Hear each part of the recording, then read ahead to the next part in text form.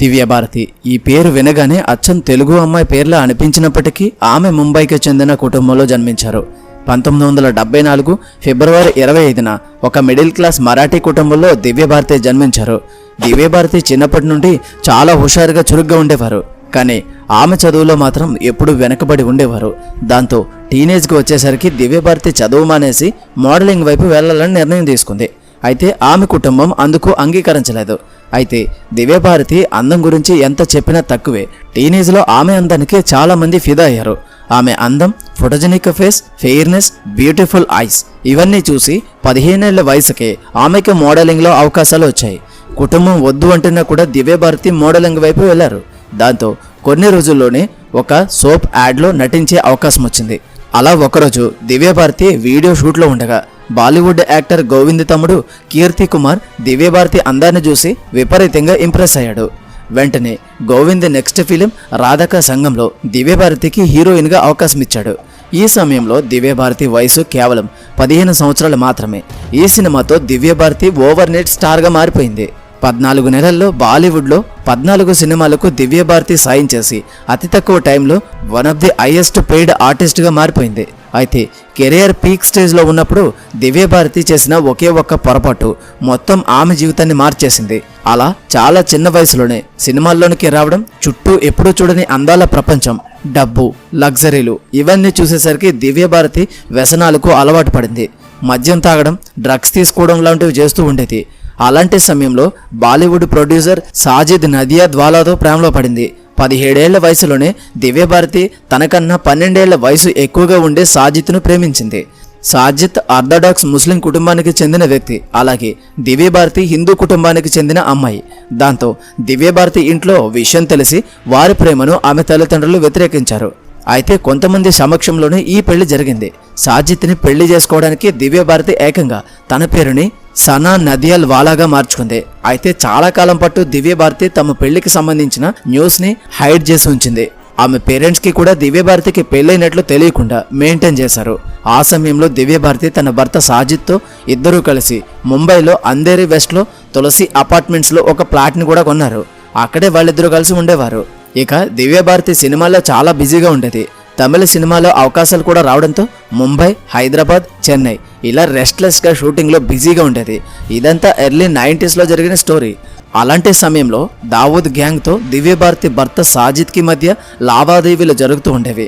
D గ్యాంగ్తో సాజిద్కు ఉన్న connection, transactions ఇవన్నీ చాలా కాలం పాటు దివ్యభారతికి తెలియకుండా మెయింటైన్ చేశాడు. కానీ దివ్యభారతికి సాజిద్ గురించి పూర్తిగా తెలిసిన తర్వాత వీరిద్దరి మధ్య మనస్పర్ధలు మొదలయ్యాయి. అలా ఈ మనస్పర్ధలు గొడవలుగా మారి దివ్యభారతిని డిప్రెషన్లోనికి తీసుకువెళ్ళడానికి ఎంతో సమయం పట్టలేదు. ఈ డిప్రెషన్లో దివ్యభారతి విపరీతంగా మద్యం తాగడం, టాక్సిక్ డ్రగ్స్ తీసుకోవడం లాంటివి చేసింది. అలా దివ్యభారతి కాపురం మొత్తం పెళ్ళైన కొంతకాలానికి మనస్పర్ధలతో, గొడవలతో నిండిపోయింది. వీరి మధ్య ఏం జరిగినా అదంతా బయట ప్రపంచానికి పెద్దగా తెలియదు. అపార్ట్మెంట్స్లో చుట్టూ ఉండే ఫ్లాట్స్ వాళ్ళకి, కొంతమంది దగ్గర ఫ్రెండ్స్కి మాత్రమే ఈ విషయం తెలుసు. అయితే ఇలా వ్యక్తిగత జీవితం ఒకవైపు గొడవలతో సాగుతూనే ఉండగా మరొక వైపు దివ్యభారతి మాత్రం సినిమాల్లో చాలా బిజీగా గడుపుతూ ఉండేది. అలాంటి సమయంలో 1993 మార్చి 12న ముంబైలో వరుసగా పేలుళ్లు జరగడం, ఒక్కసారిగా ముంబై మొత్తం అల్లకల్లోలం కావడం, దేశవ్యాప్తంగా హై అలర్ట్ ప్రకటించడం, ఇలా దేశాన్ని దిగ్భ్రాంతికి గురి చేసే సంఘటనలు జరిగాయి. ఈ పేలుళ్ల వెనుక డి గ్యాంగ్ ఉందన్న విషయం బయటికి రావడంతో డి గ్యాంగ్తో సంబంధాలు ఉన్న ప్రతి ఒక్కరూ జాగ్రత్త పడడం మొదలుపెట్టారు. ముఖ్యంగా ఆ రోజుల్లో డి గ్యాంగ్కి మెయిన్ ఫైనాన్షియల్ సపోర్ట్ బాలీవుడ్ నుండి ఉండేది. కాబట్టి బాలీవుడ్లో డి గ్యాంగ్ లింకులను కనుక్కునే ప్రయత్నాలు చేస్తున్నారన్న వార్తలతో బాలీవుడ్ అలర్ట్ అయింది. ఈ పేలుళ్ల వెనుక డి గ్యాంగ్ ఉండడం, డి గ్యాంగ్తో దివ్యభారతి భర్త సాజిద్కి లింక్స్ ఉండడంతో దివ్యభారతికి ఆమె భర్తకు మధ్య గొడవలు మరింత ఎక్కువయ్యాయి. 1993 పేలుళ్ల తర్వాత దివ్యభారతి విపరీతమైన డిప్రెషన్లోనికి వెళ్ళిపోయింది. మద్యానికి విపరీతంగా బానిసైంది. ఆ తర్వాత దివ్యభారతికి ఆమె భర్తకు మధ్య గొడవలు మరింత ఎక్కువయ్యాయి.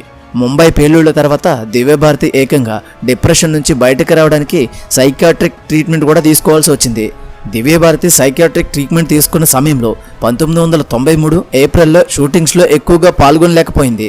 ఎలాంటి ప్రీ ఇంటిమేషన్ లేకుండా షూటింగ్స్ క్యాన్సిల్ చేస్తూ ఉండేది. ఇలా తీవ్రమైన ఒత్తిడిలో ఉన్న సమయంలో 1993 ఏప్రిల్ 5న దివ్యభారతి తన ఇంట్లో ఉండగా సాయంత్రం దివ్యభారతి ఫ్రెండ్ మరియు కాస్ట్యూమ్ డిజైనర్ నేతలు ఇద్దరు తులసి అపార్ట్మెంట్లోనే దివ్యభారతి ఫ్లాట్కి వచ్చారు.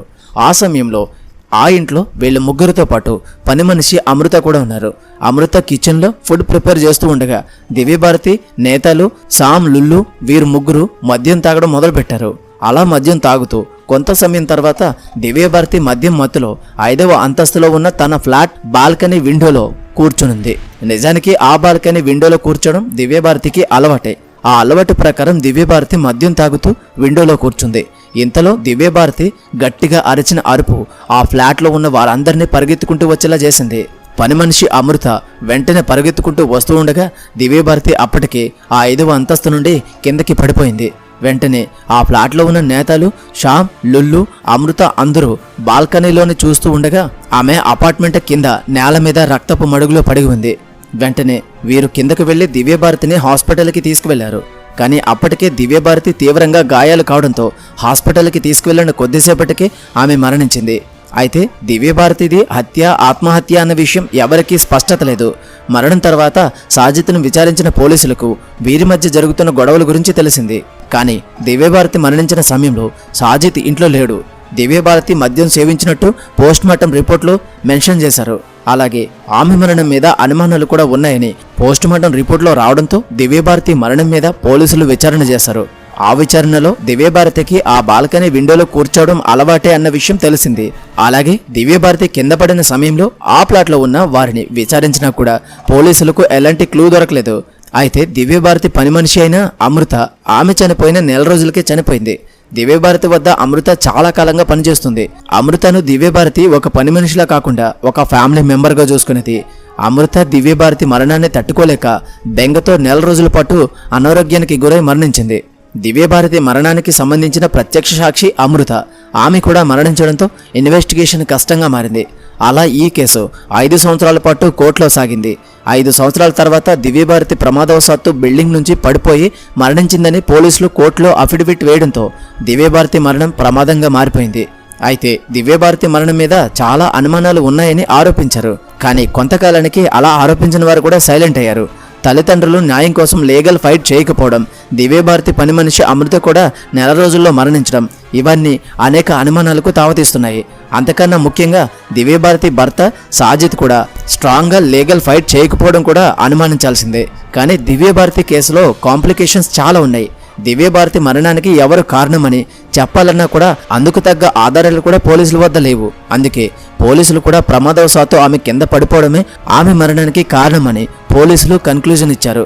అయితే ఆమె మరణించడానికి డీ గ్యాంగ్కు ఉన్న సంబంధం ఏంటి?